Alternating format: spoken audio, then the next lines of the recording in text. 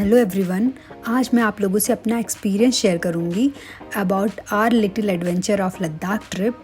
आप कैसे लद्दाख जा सकते हो, क्या बेस्ट टाइम है, आप कैसे वहां पहुंच सकते हो, हमारी 5 to 6 डेज़ की itinerary, everything. So let's start. Ladakh एक यूनियन टेरिटरी है जिसकी 2 कैपिटल सिटीज़ हैं। One is Leh, second one is Kargil. अगर आप लद्दाख एक्सप्लोर करने के लिए जाते हो तो आपको लेह में स्टे करना होता है। लद्दाख अपने scenic views, bread taking valleys, monastery, high mountain passes और एडवेंचर एक्टिविटीज़ के लिए फेमस है। तो अगर आप एक एडवेंचर सीकर हो या आप एक नेचर लवर हो तो डेफिनेटली आप लद्दाख आ सकते हो। Time to visit Ladakh is May starting to October last. Ladakh जाने के 2 तरीके हैं। पहला, आप बाई रोड लद्दाख जा सकते हो। दूसरा, आप फ्लाइट लेके भी लद्दाख जा सकते हो।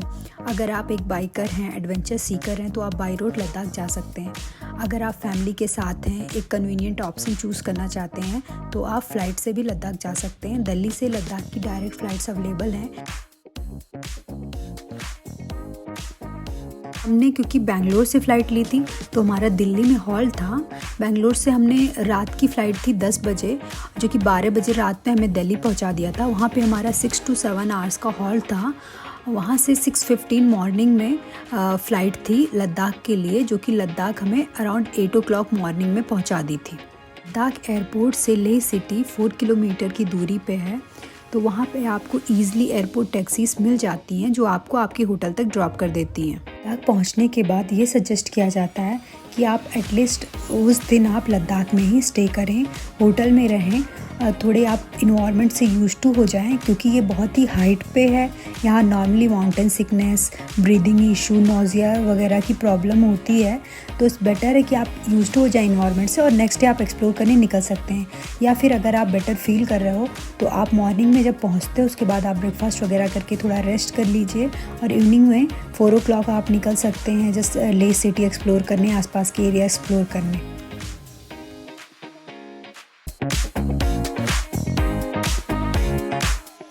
लद्दाख पहुंचने के बाद जस्ट ब्रेकफास्ट वगैरह करके रेस्ट किया। इवनिंग में हम निकल गए थे लेह सिटी और लेह पैलेस एक्सप्लोर करने। ये आप सिटी से पास में ही है, वॉकिंग डिस्टेंस पे है, तो आपको किसी व्हीकल वगैरह की ज़रूरत नहीं पड़ती है। आप वॉक करके इसको एक्सप्लोर कर सकते हो। लेह पैलेस जाने के 2 रास्ते हैं। एक लेह मार्केट के अंदर से होते हुए जाता है, जो कि एक शॉर्टकट रास्ता है, जहाँ आप कुछ सीढ़ियाँ चढ़ के अराउंड 5 मिनट में लेह पैलेस पहुँच जाते हो। दूसरा रास्ता बाई रोड है। अगर आप बाइक से हैं या फिर आप 4 व्हीलर से हैं तो आप वो रास्ता ले सकते हैं। हमें पता नहीं था तो हम बाई रोड वाले रास्ते से गए थे, तो हमें अराउंड 15 to 20 मिनट्स की ट्रैकिंग हो गई थी। फिर हम लेह पैलेस पहुँचे थे। वापस आते वक्त हमने शॉर्टकट लिया, अराउंड 2 to 3 मिनट में हम लेह मार्केट में आ गए थे। लेह पैलेस बेसिकली एक रॉयल पैलेस है, जहाँ से आपको लेह सिटी का बहुत ही अच्छा व्यू देखने को मिल जाता है। ये एक 9 स्टोरी बिल्डिंग है जिसमें ऊपर के फ्लोर्स रॉयल फैमिलीज़ के लिए यूज़ किए जाते थे और लोअर फ्लोर्स स्टोर रूम और वर्कर्स के लिए यूज़ किए जाते थे।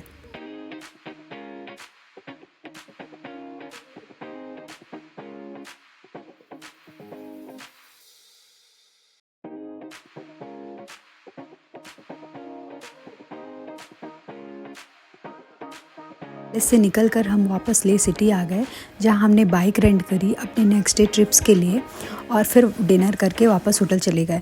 आपको लेह सिटी में इजीली बाइक रेंट पे मिल जाती है अपने नेक्स्ट ट्रिप्स के लिए, या अगर आप 4 व्हीलर लेना चाहते हैं या कोई टूर पैकेज लेना चाहते हैं अपने नेक्स्ट डे ट्रिप्स के लिए, तो यहाँ ईजिली आपको अवेलेबल हो जाती है।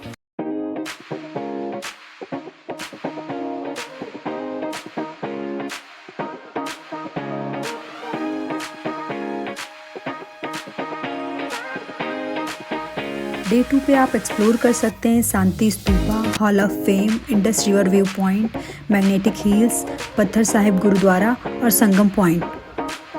सेकेंड डे हम लोग शांति स्तूपा के लिए निकल गए थे। शांति स्तूपा बेसिकली 4 किलोमीटर की डिस्टेंस पे है from the Leh city.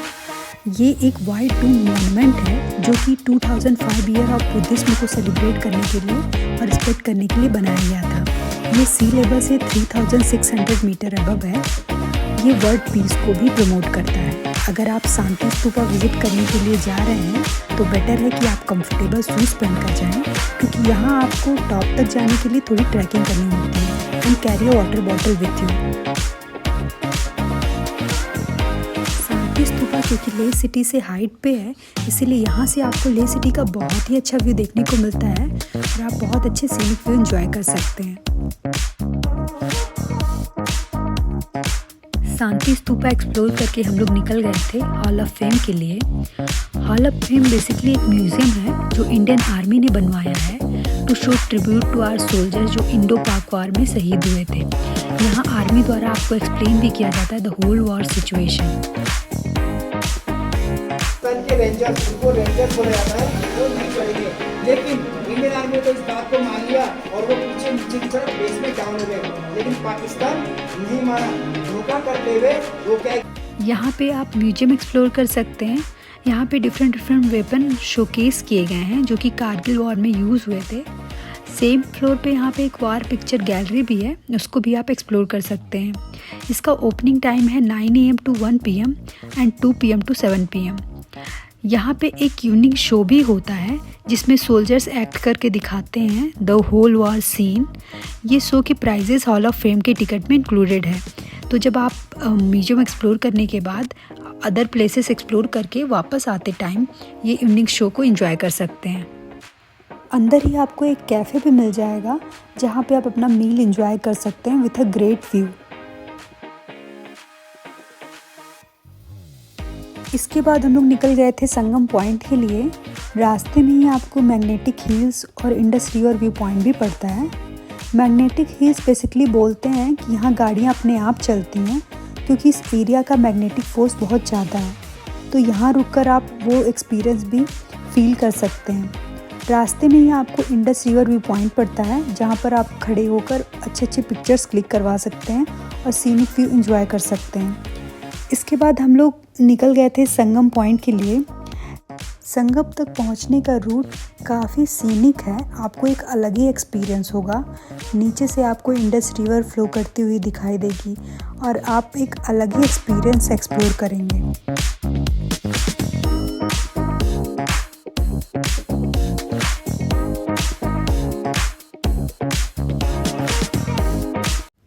Sangam point basically वो पॉइंट है जहाँ पे जंस्कार रिवर और इंडस रिवर आकर मिलते हैं।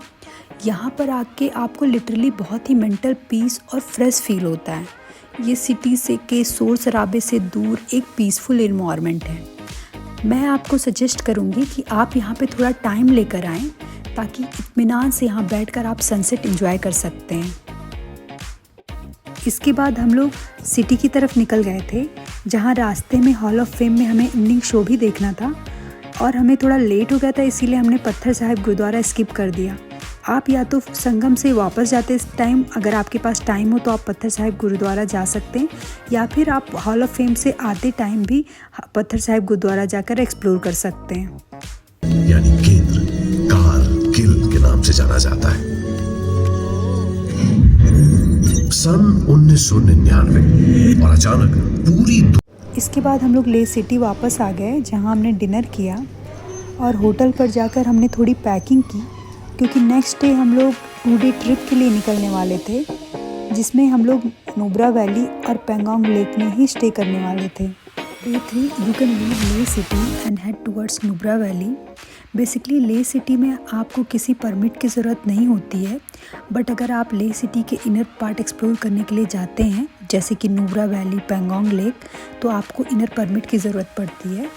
ये परमिट आपको ऑनलाइन लेक की वेबसाइट से ईजिली अवेलेबल हो जाता है।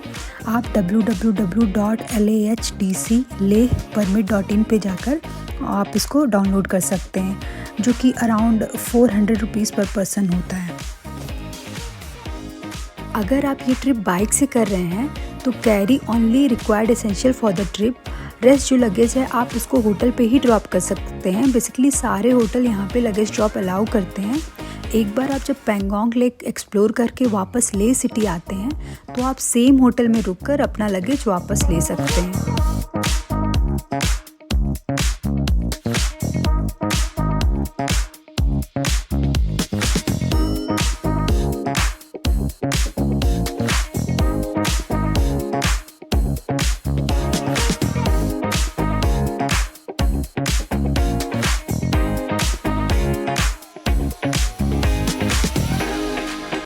नुब्रा वैली जाते टाइम रास्ते में ही आपको पड़ता है वर्ल्ड का हाईएस्ट मोटरेबल पास, खारदुंगला पास। यहाँ आपको स्नो भी देखने को मिल जाती है। क्योंकि ये हाइट पर है, अगर आपको ब्रीदिंग इशू हो रहा है तो आपको सजेस्ट किया जाता है कि 5 to 10 मिनट से ज़्यादा यहाँ ना रुकें। क्योंकि हमें कोई इशू नहीं हो रहा था तो हमने अच्छे से यहाँ एक्सप्लोर किया। पास में यहाँ पे एक शॉप भी है, आप वहाँ से चाय स्नैक्स ले सकते हैं। फिर हम नेक्स्ट निकल गए नुब्रा वैली की तरफ।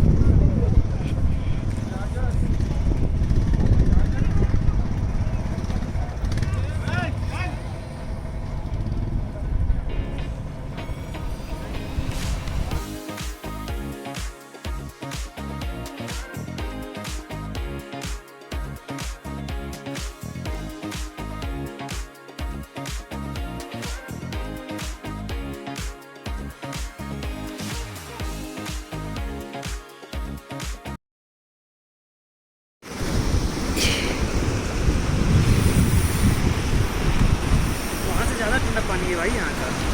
पानी तो बहुत ठंडा है। नुब्रा वैली पहुंचकर आप किसी भी कैंपिंग साइट में स्टे कर सकते हैं अकॉर्डिंग टू योर लोकेशन। वो लोग आपको full course meal, washroom, hot water सारी फैसिलिटी प्रोवाइड कराते हैं।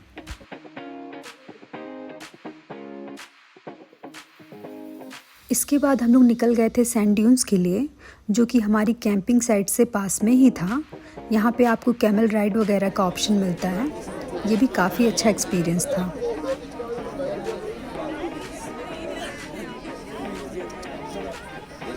ये दोनों हमको अम्मा, आपका कैमरा सबसे पीछे है। इसके बाद हम वापस अपनी कैंपिंग साइट पे आ गए थे, क्योंकि हमें मॉर्निंग में निकलना था पैंगोंग लेक के लिए।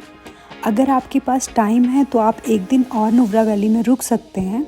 तो नेक्स्ट डे आप मॉर्निंग में जा सकते हैं कैमल राइड के लिए, हॉट वाटर स्प्रिंग और डिस्ट्रिक्ट मोनेस्ट्री एक्सप्लोर कर सकते हैं।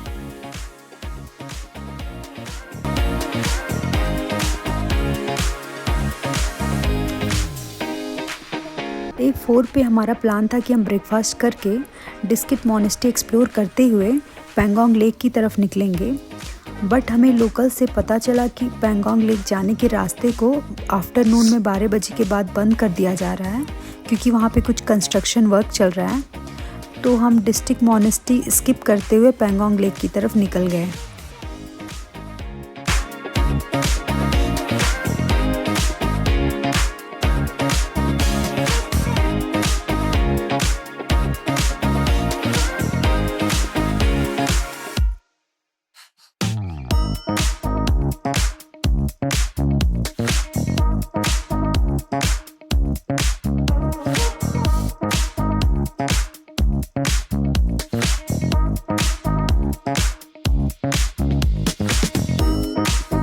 बीच रास्ते में पहुंचकर हमारे साथ ट्रेजेडी हो गई।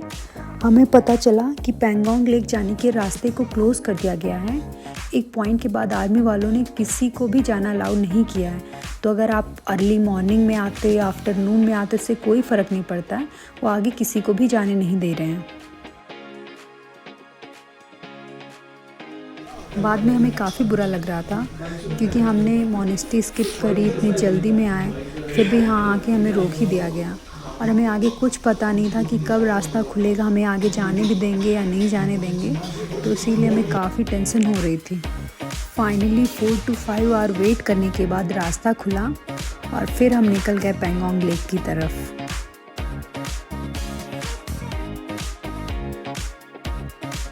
पैंगोंग पहुंचकर हमने वहीं पे कैंपिंग बुक करी, क्योंकि हमें ऑलरेडी आने में लेट हो गया था।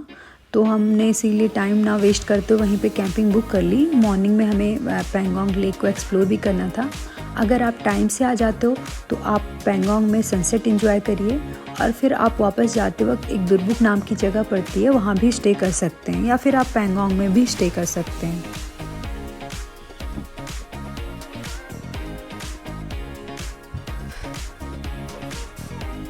पैंगोंग लेक 134 किलोमीटर लंबी और 5 किलोमीटर चौड़ी है।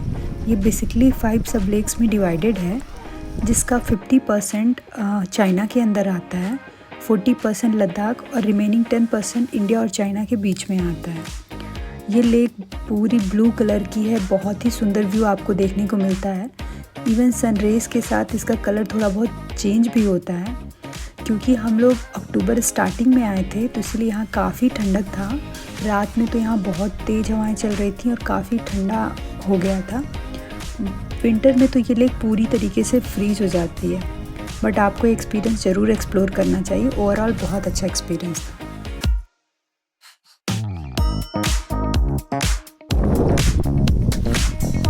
डे 5 पर उठे हम एक बहुत ही अच्छी व्यू के साथ हमने पैंगोंग लेक एक्सप्लोर किया, अच्छी अच्छी फ़ोटोज़ क्लिक कराई और फिर हम निकल गए वापस ले सिटी की तरफ। पैंगोंग से वापस ले सिटी जाने के रास्ते में आपको पड़ता है जांगला पास, जहाँ पर आपको लकीली स्नोफॉल भी देखने को मिल सकती है। यहाँ पर हम थोड़ी देर रुके थे, हमने चाय स्नैक्स वगैरह लिया और फिर हम वापस निकल गए ले सिटी की तरफ।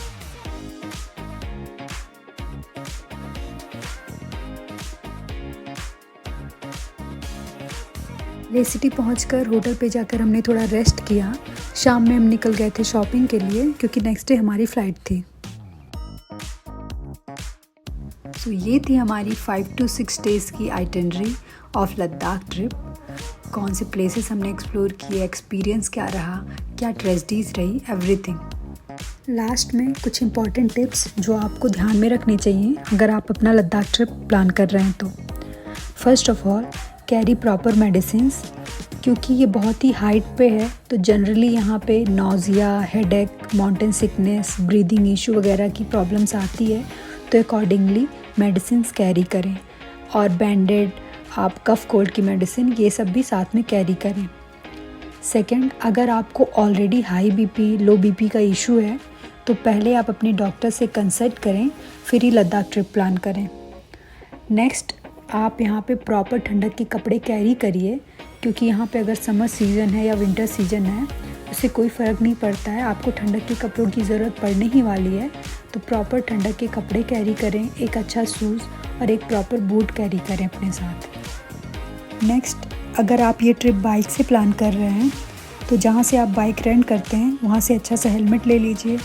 अपने हैंड और लेग के लिए प्रॉपर नी कैप ले लीजिए, क्योंकि जब आप इनर पार्ट एक्सप्लोर करने जाते हैं तो रोडें काफ़ी रफ़ हैं, कई जगह रास्ता बना हुआ नहीं है, तो आपको पूरे प्रिकॉशन के साथ चलना चाहिए।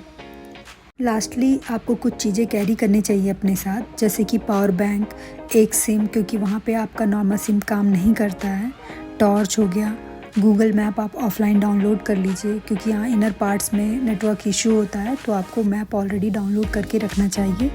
स्नैक्स, वाटर बॉटल, क्योंकि इनर पार्ट एक्सप्लोर करने आप जब निकलते हैं तो वहाँ आपको ज़्यादा खाने पीने की शॉप के ऑप्शन नहीं मिलते हैं, तो ये सब आपको साथ में कैरी करना चाहिए। तो ये था मेरा experience about Ladakh trip. I hope मैंने सारे पॉइंट्स कवर कर दिए हैं। मेरे हिसाब से आपको इस ट्रिप को अपने बकेट लिस्ट में ज़रूर ऐड करना चाहिए और आपको लद्दाख एक्सप्लोर करना चाहिए।